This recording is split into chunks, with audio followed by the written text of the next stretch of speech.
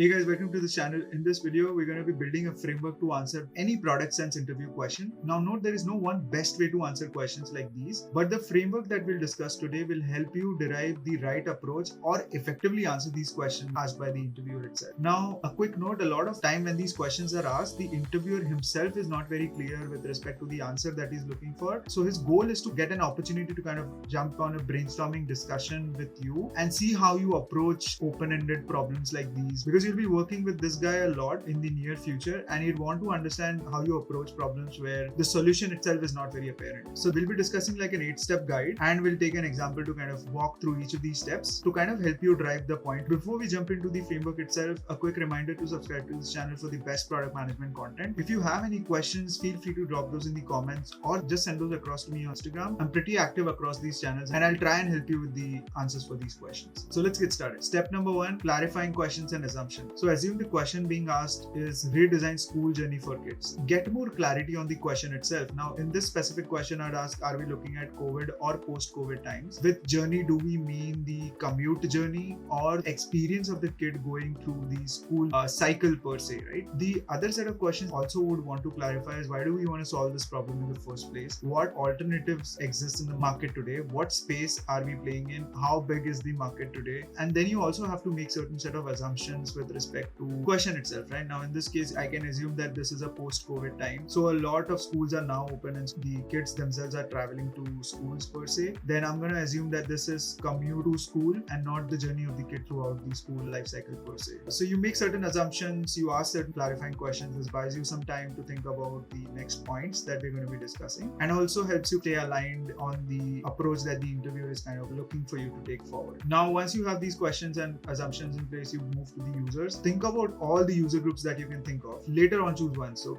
in this specific case, let's start by the broad classification and then sub-segment them. I'm going to segment this in 3 major groups. For juniors, you can sub-segment these in 7 to 10 years and then 10 to 12 years. Similarly, for seniors, you'll have 12 to 18 as an age group. Third user group that I would also want to take into consideration would be parents, because parents themselves will have certain pain points when it comes to, sending their children to school using a certain medium of communication or commute per se. Now, once you list down all the users, then you go ahead and kind of choose one user group and move forward to the pain points of that user group, right? So in this specific case, I'm going to take juniors as the user group that I want to move forward with. Now, once you choose the user group, you now discuss the pain points. When you're thinking of the pain points, don't only think of the pain point from the perspective of the product or solution that you're brainstorming. Think of what is leading to the pain point and what's the effect of that pain point. Now, in this specific case, if I take my example, we students keep forgetting about their homework, their bags are too heavy, journey to the school is boring, students reach late because of the traffic, kids and parents tend to forget their tiffins or food. Now these are merely just the examples of the pain points per se. Next, what you want to do is prioritize these pain points and which one is the most important for the user to solve ASAP.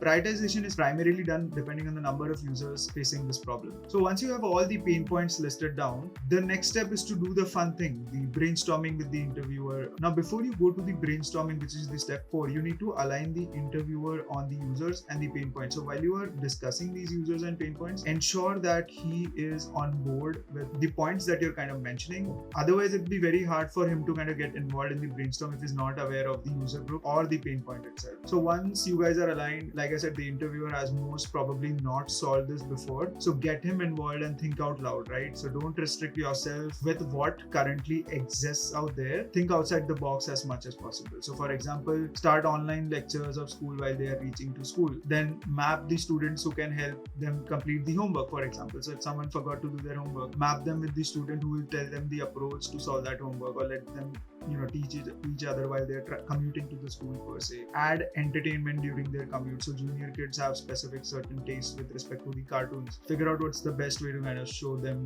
entertain them while they're trying to commute to the school. Shift school timings to low traffic hours. Bags are too heavy for the kids. You may want to figure out ways where you can store certain books in the compartment before, so that they don't have to carry it every day. the goal of this brainstorming is to kind of think out loud, think about the things you can do in order to solve certain problems. So once the brainstorming session is kind of come to a conclusion, you got to bring it all together where you summarize what you brainstorm and you build a vision out of it. Right now, we want to make kids fall in love with the school is the vision that we want to solve for. So we're not only thinking of the commute part of the journey, we're thinking how we can make the overall journey for the kid or the student a little more appealing from that perspective. Now, once you kind of bring the vision and you guys are aligned on the vision, you move forward and talk about the features that you want to build, right? Now, talk about the things that you want to build now. For example, adding a television set for entertaining these kids, adding a compartment for storing bags, building an app for reminders on homework and giving updates to their parents with respect to where their kids are, and showing the attendance, etc. Remind kids about what they learned in school today so that the revision keeps happening. Now, these are merely examples. The goal is to kind of show you how you put things together, once the brainstorming and vision is aligned. After you kind of list the features down, prioritize how you want to build these features. You can use impact and effort matrix in order to kind of prioritize these features that you want to build. Post that, you want to talk about the success metric, which is the step 7. What will tell you if you have successfully achieved what you wanted to achieve or are at least in the direction to achieve it, right? So number of bags stored, maybe 1, percentage increase in the attendance of these students, percentage change in the number of marks attained for these students, etc. As a final step, you may also want to talk about the pitfalls, the issues that you anticipate the product will face in the future. For example, you may have to do heavy investment in building a specific